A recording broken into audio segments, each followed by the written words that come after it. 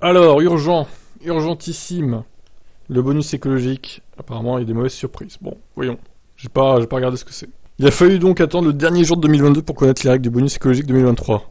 Et la publication du décret 2022-1761 réserve des surprises. On apprend en effet que ce décret supprime le bonus écologique pour les voitures particulières dont le prix d'acquisition est supérieur. Ah oui. Ah ok, d'accord. Bon, bon, de toute façon, il aurait été de 1000 euros. Ça changerait pas grand chose, mais bon. Ces derniers mois, les voitures électriques dont le prix d'achat était compris entre 47 et 60 000 euros avaient un bonus de 2000 euros. On s'attendait à une diminution de 1000 euros de cette aide, comme l'avait évoqué l'État. Mais le gouvernement a finalement décidé de supprimer purement et simplement le bonus au-dessus de 47 000.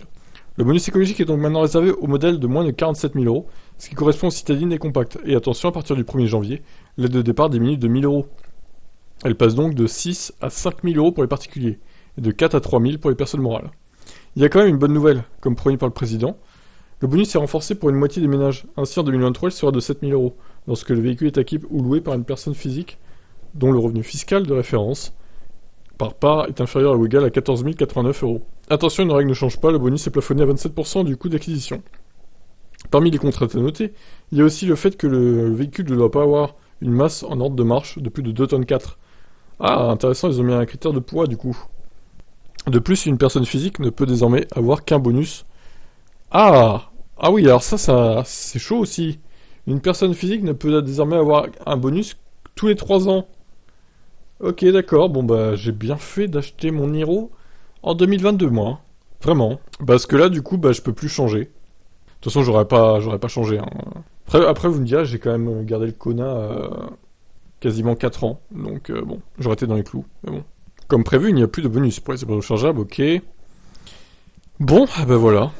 Écoutez, ouais, pas mal de contraintes au final. On a évidemment ça hein, qui pourrait intéresser certains.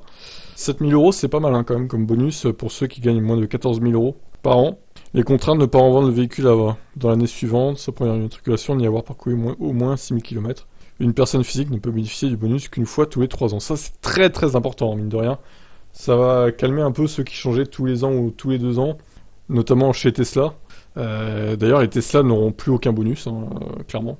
À moins que la Model 3 ou le Model Y propulsion baisse encore le prix pour avoir 6 000 euros, là, il y aura 0 peanuts. Donc là, voilà. Concernant hein, le poids du véhicule, effectivement, j'ai d'ailleurs trouvé un petit fichier qui résume les poids des véhicules. Donc là, tout ça, c'est dans la fourchette du bonus. Bon, 2 tonnes 4, ça va, c'est assez large, hein. Honnêtement, bon. Ils ont mis une contrainte de poids, mais voilà.